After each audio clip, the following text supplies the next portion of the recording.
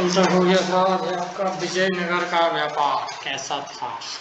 ठीक है, सबसे पहला विजयनगर में सेना क्या था, घोड़ों पर निर्भर थी। जो उनका जो सेना था, युद्ध होता था तो सभी सेनाएं लोग घोड़ा से एकदम युद्ध करने जाते थे। इसीलिए विजयनगर के शासकों द्वारा मध्य एशिया एवं अरब से घोड़ों का आयात किया जाता था। मतलब मध्य एशिया और अरब साइड से घोड़ों को खरीदा जाता था विजयनगर के शासकों द्वारा। शुरुआत में यह व्यापार अरब के व्यापारियों द्वारा नियंत्रित किया जाता था। विजयनगर में रहने वाले घोड़ों के व्यापारियों की खुदी रही चिट्ठी कहा जाता है। देखिए, ये इम्पोर्टेंट है कि घोड़े के व्यापारियों को क्या कहा जाता है, खुदी रही चिट्ठी। जो घोड़े को मतलब बेचता है, जो घोड़े का व्यापारी होता है, उसको खुदी रही चिट्ठी कहा जाता था। ठीक है, विजयनगर में रहने वाले, तो ये आप नोट कर लीजिए कि विजयनगर में जो घोड़ा बेचता था या घोड़ा का जो व्यापारी होता था, उसको खुदी रही चिट्ठी कहा जाता था।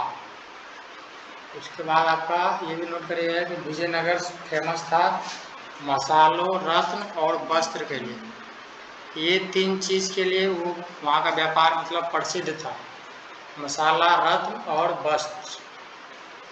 ठीक,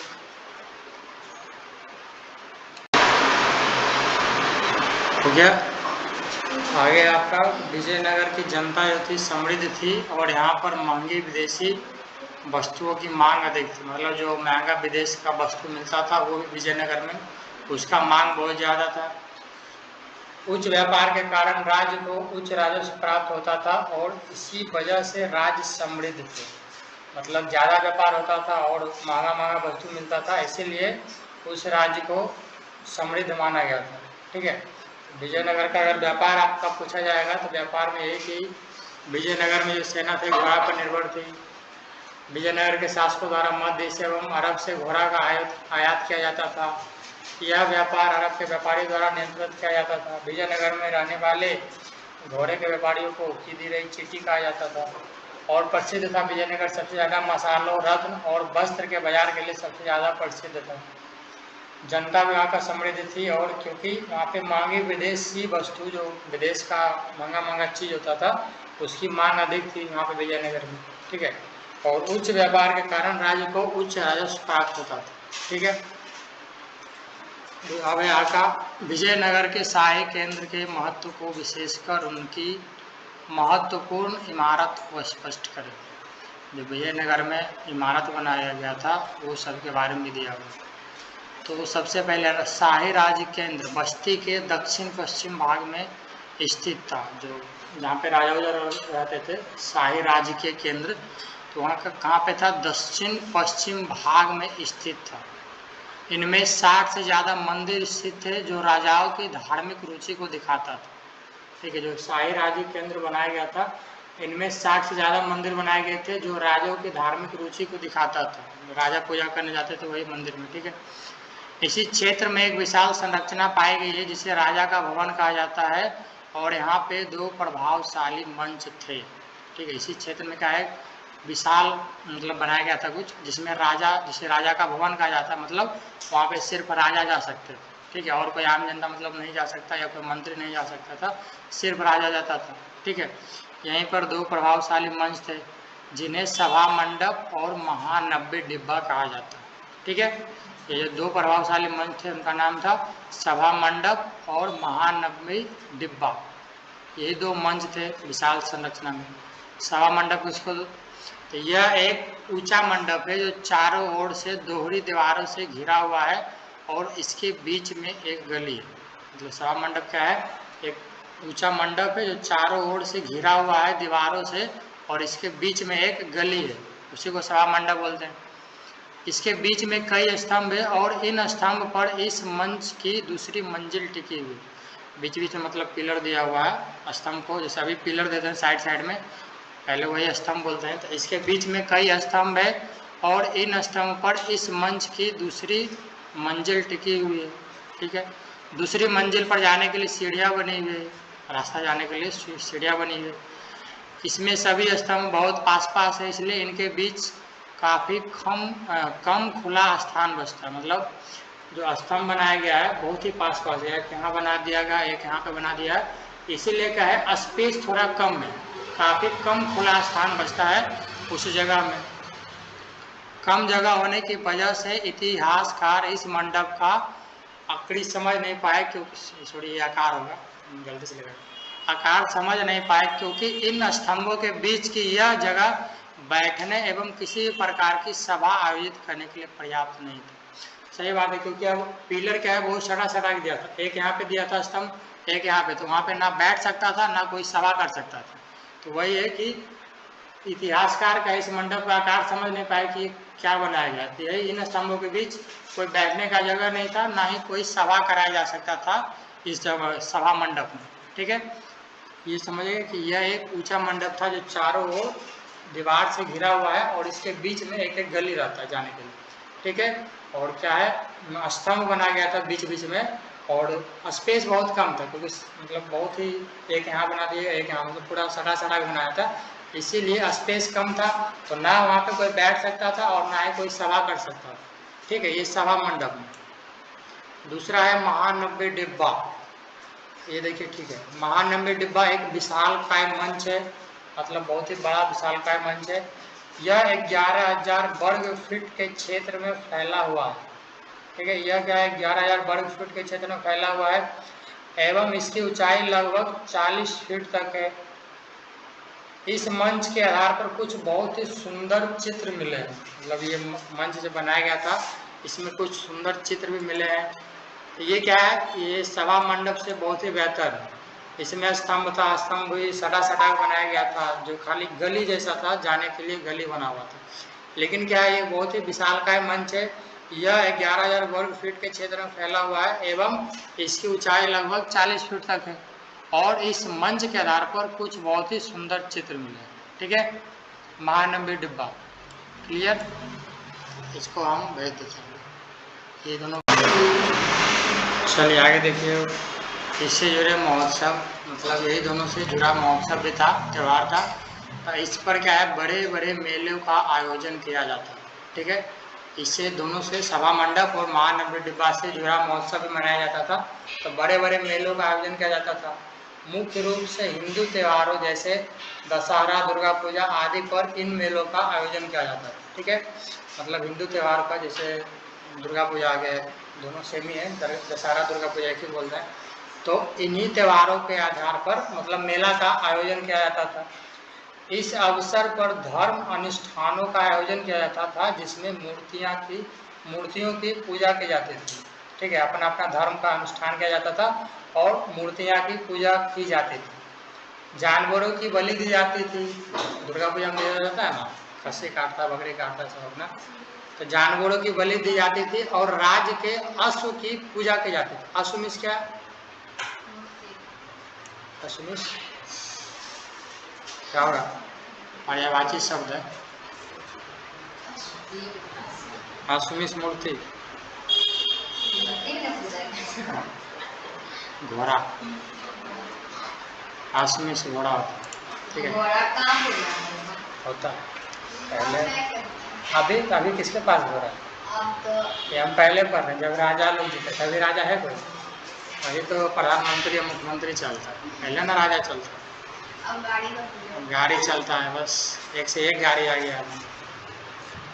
तो वही जानवरों की बलि दी जाती थी, मालूम है आपको कौन सा जानवर का बलि दिया जाएगा, और राज्य के अश्व, नहीं इससे समझिए कि राज्य के अश्व, मतलब जो राज्य में था, राज्य के अश्व मतलब घोड़ा की पूजा की जाती थी। इसी दौरान नृत्य, कुश्ती, प्रतिस्पर्धा और शोभा यात्राओं का आयोजन किया था, मतलब नृत्य का कार्यक्रम किया जाता था, कुश्ती का कार्यक्रम किया जाता था, ये सभी का कार्यक्रम किया जाता था, इससे जुड़ा महोत्सव है। ठीक है, यही दोनों से महानव्य डिब्बा और सभा मंडप से जुड़ा हुआ है।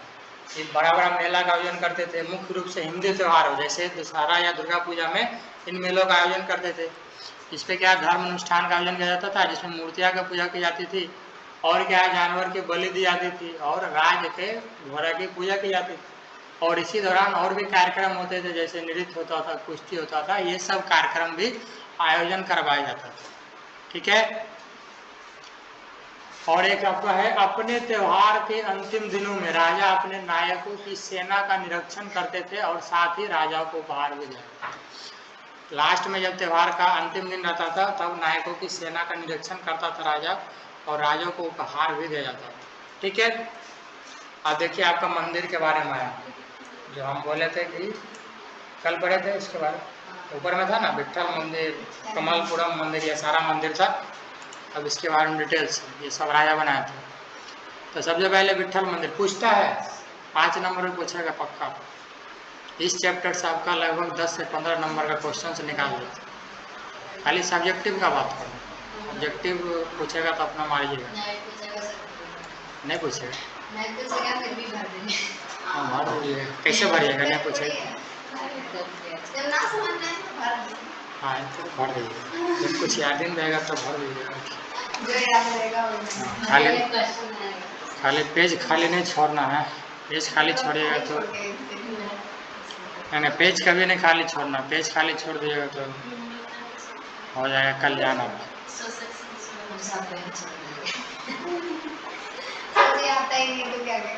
नहीं आता नहीं है तो आप क्वेश्चन ही उतार दीजिए। नहीं लोग तो खाली छोड़ दिया, गलती है ना, वो नहीं करना। इसीलिए अभी बोल रहे हैं कि पेज को खाली नहीं छोड़िए कभी, पेज अपना भरते रहिए। अरे टीचर लोग भी मदद करता है, टीचर लोग भी मदद करता है। शुरू में डराता है, शुरू में थोड़ा डरा देता है कि कोई मतलब ज़्यादा वो तो पात नहीं मचाएगा, क्योंकि सब जाते के साथ ही चीटिंग करना स्टार्ट करता है, चिट्ठा निकाल लेते हैं, इसीलिए डरा देता है। सर चोरी करने की खुद दे देते हैं कि निकालो, लिखो जो लिखो। 15 मिनट बचेगा ना।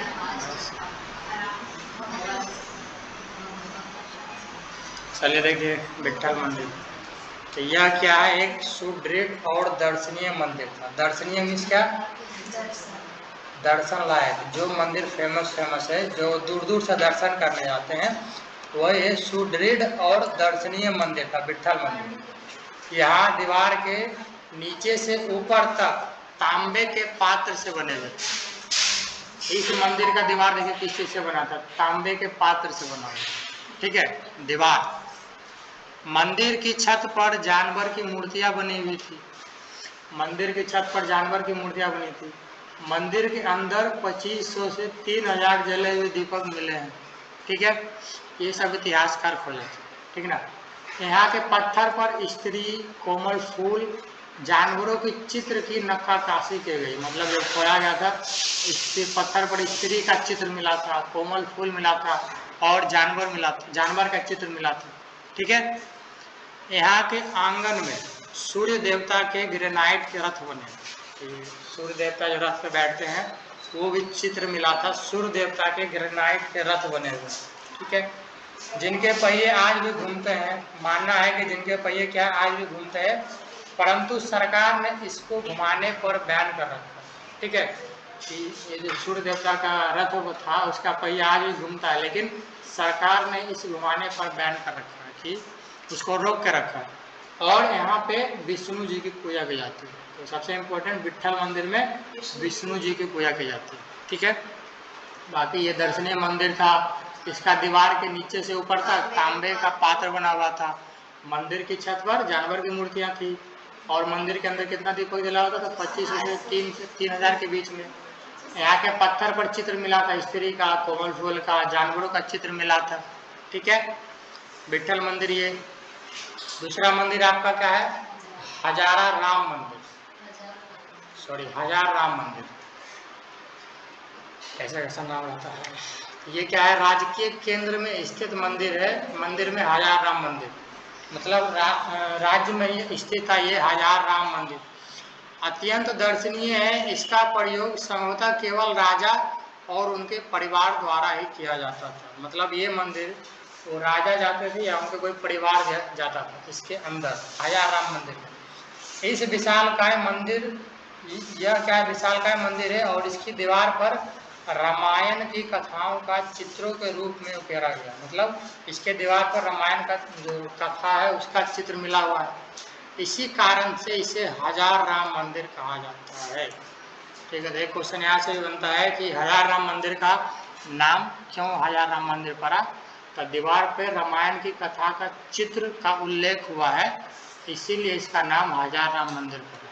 ठीक है, और इसमें संभवतः केवल राजा और उनके परिवार ही जाते थे पूजा करने। ठीक है, 2 मंदिर जी, राजा और उसका परिवार। अब है आपका लोटस महल, जो बोले थे कमल भी बनाया, कमल का महल बनाया था, जो देखने में उसका आकार कमल जैसा था। ठीक है, तो कमल महल कमरे के आकार का एक महल है। कमल महल राजकीय केंद्र के सबसे सुंदर भवन में से एक। ठीक है, सबसे सुंदर जो राजा के केंद्र का भवन था, सबसे सुंदर भवन इसी को माना जाता है, कमल महल। ठीक है, इसे यह नाम 19वीं शताब्दी के अंग्रेज यात्रियों ने दिया था। ठीक है, यह नाम कौन दिया था? 19वीं शताब्दी में अंग्रेज यात्रियों ने, जब खोजा गया था तब। इतिहासकार इस बारे में निश्चित नहीं है कि यह भवन किस कार्य के लिए बना, मतलब अभी तक मालूम नहीं चला था कि ये भवन किस लिए बनाया गया। ऊपर में तो था कि 2 मंदिर बनाया गया था, तो वो पूजा करने के लिए था। एक में राजा जाएगा हजार राम मंदिर में, और इसमें क्या था, कोई भी जा सकता है, ये दर्शनीय था। ठीक है, लेकिन ये क्या है, लोटस महल एक भवन है, लेकिन अभी तक क्या पता नहीं चला इतिहासकार को यह किस लिए बना था। फिर भी मैकेंजी खोया था सारा भवन, कल लिखे थे ना, मैकेंजी खोजे थे। तो फिर भी मैकेंजी द्वारा बनाए गए मानचित्र से यह अनुमान लगाया गया है, यह परिषदीय सदन था जहां राजा अपने मंत्री के साथ बैठकर सलाह मशवरा क्या करता। मतलब अनुमान लगाया मैकेंजी कि यह भवन इसलिए बनाया गया था जहाँ पे राजा और उसके मंत्री साथ में बैठकर सलाह मशवरा करते थे, कुछ विचार करते थे कि अगर युद्ध होता था तो उसके बारे में विचार, कोई त्यौहार मतलब आयोजन कार्यक्रम करवाया गया तो उसके बारे में विचार। तो एक अनुमान लगाया मैकेंजी मानचित्र के द्वारा, यहाँ पे राजा और मंत्री साथ बैठकर सलाह मशवरा क्या करते थे। ठीक है, इस भवन के बारे में भी हो गया। 3 मंदिर, 3 समझ गए। एक विठल मंदिर लिख दीजिएगा, भेज दिए है ना इसको, नहीं भैया, चलो तो आप लिखिएगा चला, अब याद रहेगा मंदिर में। ठीक है, कल हम रिपीट करवा लेंगे।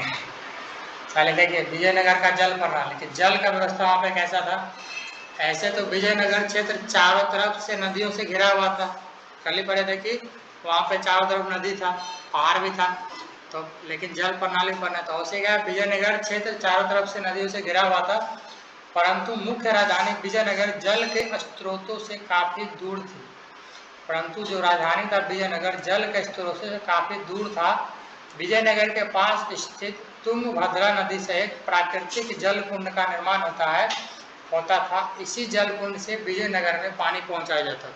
ठीक है, विजयनगर में पानी कहाँ पहुंचाया जाता था, तो जो तुंगभद्रा नदी है इसी से एक प्राकृतिक जल कुंड का निर्माण होता था, और इसी जल कुंड से विजयनगर में पानी पहुंचाया जाता था। ठीक है, उसके बाद एक हौज बनाया पानी का निकास करने के लिए, उसी को बोलते हैं हौज।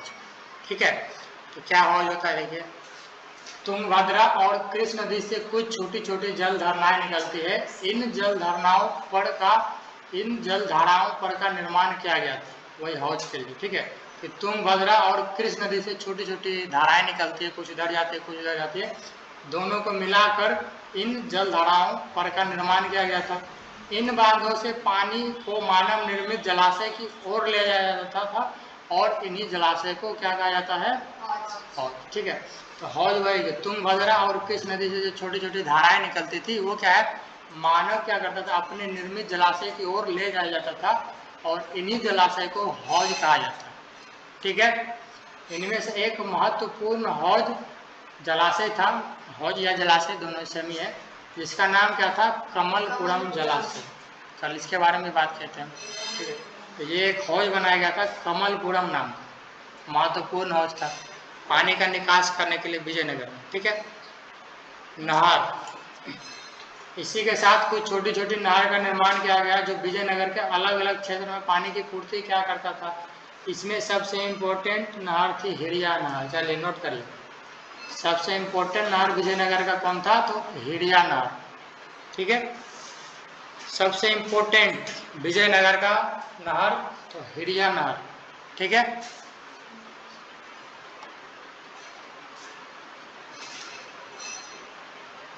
सबसे इम्पोर्टेंट नहर जो था आपका विजयनगर का हिड़िया नहर, और आप उसके बारे में भी लिख लीजिएगा तो कमलपुरम जलाशय जो हौज बनाया गया था, तो हौज किस नाम से बनाया गया था? कमलपुरम नाम का हौज बनाया गया था विजयनगर में। कमलपुरम नाम का हौज बनाया गया था।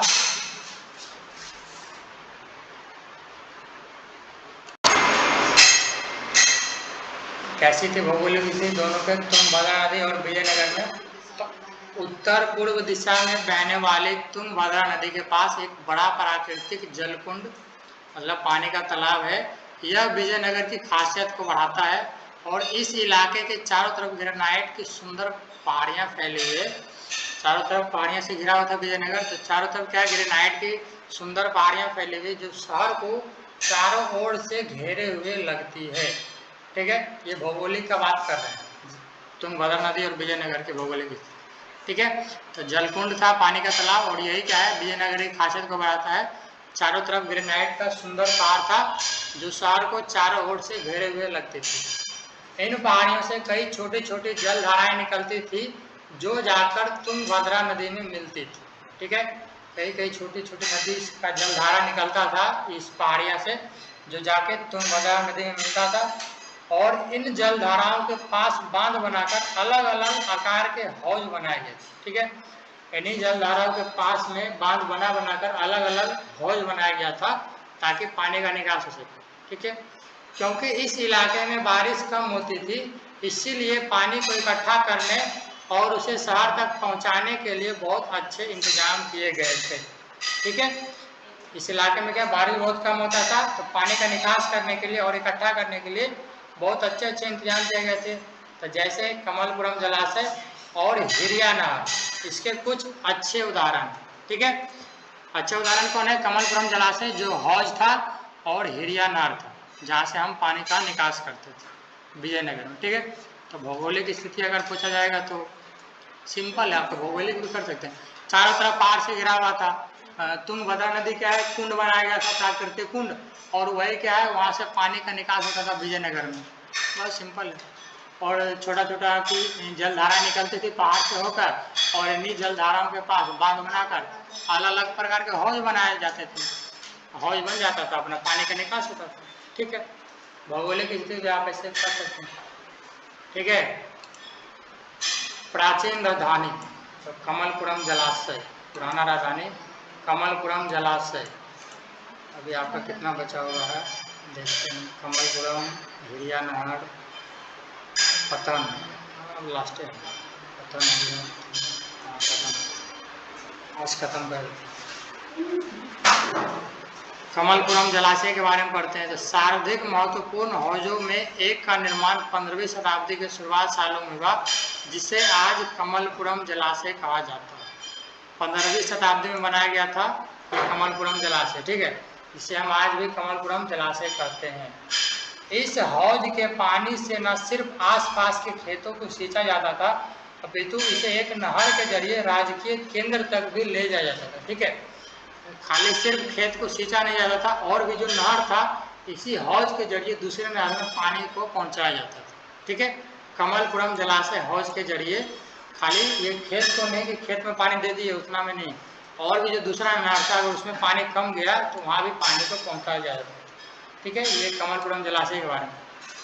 हिरिया नहर सबसे महत्वपूर्ण जल संबंधी संरचनाओं में से एक हिरिया नहर को आज भी भगवान विशेषों के मध्य देखा जा सकता है। ठीक है, ये सबसे इम्पोर्टेंट नहर जो था आपका हिरिया नहर था, आज भी मानेंगे भाई। इस नहर में तुंगभद्रा पर निर्मित बांध से पानी लाया जाता था, मतलब तुंगभद्रा में नदी में बांध बनाया जाता था, वहीं से पानी लाया जाता था इस नहर में, तथा इसे धार्मिक केंद्र से शहरी केंद्र को पृथक करने वाली घाटी को सिंचित करने में इस्तेमाल किया जाता था।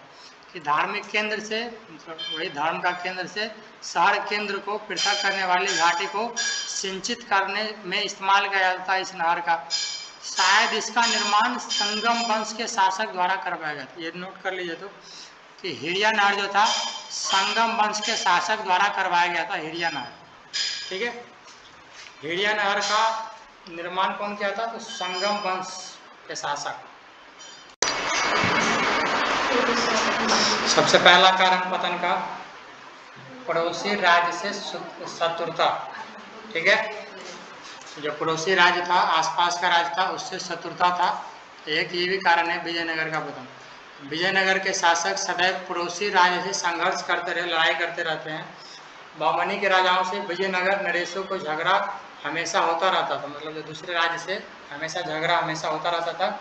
इससे साम्राज्य की स्थिति शक्तिहीन बन गई, जिससे जो साम्राज्य था विजयनगर, उसका शक्ति बहुत ही कम हो गया, वही शक्तिहीन बन गई। दूसरा कारण निरंकुश शासक।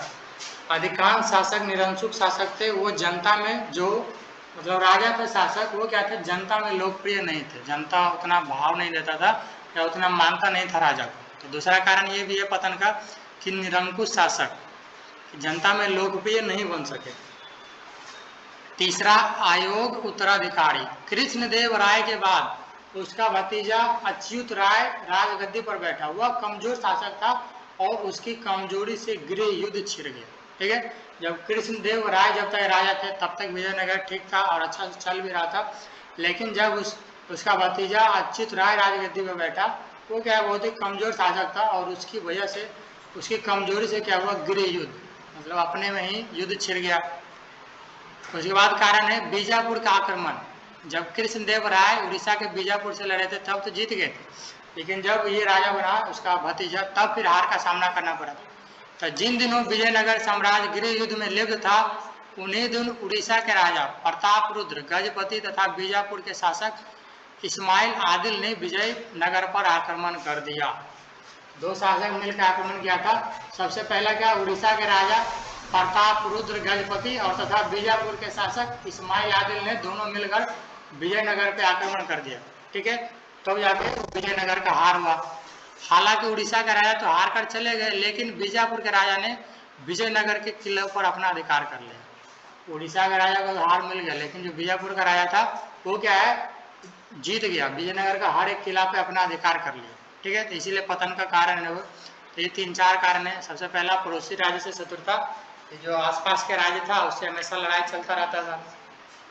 निरंकुश शासक, शासक जो था वो जनता में ज़्यादा लोकप्रिय नहीं बन सका। आयोग उत्तराधिकारी, कृष्णदेव राय के बाद उसका भतीजा जो बना था राजा, तो बहुत ही कमजोर शासक था और उसकी कमजोरी से क्या है, गृह युद्ध छिड़ गया। और जब गृह युद्ध छिड़ा तो क्या है, उड़ीसा के राजा और बीजापुर के राजा दोनों मिलकर विजयनगर पर आक्रमण किया। लेकिन उड़ीसा के राजा तो हार कर चले गए, लेकिन बीजापुर के राजा विजयनगर के किलों पर अपना अधिकार कर लिया, इससे विजयनगर का हार हुआ। ठीक है, लास्ट है तालीकोटा का युद्ध। जब तालीकोटा के साथ युद्ध हो रहा था तब जाके विजयनगर साम्राज्य का अंत हो गया। तो सबसे पहला पॉइंट जो आपका ये है कि 1565 में यह युद्ध हुआ विजयनगर और बीजापुर, जो भी यहाँ पे थे, बीजापुर के बीच में युद्ध हुआ था। अहमदानगर गोलाकुंड के बीच हुआ। ठीक है, ये लिख लीजिए तो कि 1565 में जो लिखे थे कहाँ पे हुआ था, तो अहमदानगर गोलकुंडा के बीच, अहमदानगर गोलकुंडा के बीच में विजयनगर और बीजापुर का युद्ध हुआ था। अहमदानगर और गोलकुंडा 1565 में तालीकोटा के साथ।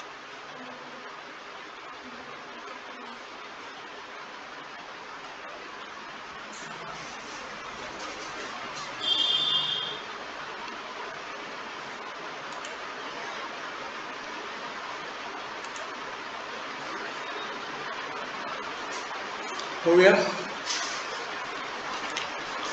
उसके बाद है विजयनगर का नेतृत्व कर रहा था प्रधानमंत्री रामराय। इस युद्ध में विजयनगर को हार मिली। सेनाओं ने विजयनगर शहर को काफी लूटा, जिस कारण विजयनगर कुछ ही साल में उजड़ गया। जो बीजापुर का सेना था विजयनगर को बहुत ही लूटा, जिस कारण विजयनगर की कुछ ही साल में उजड़ गया।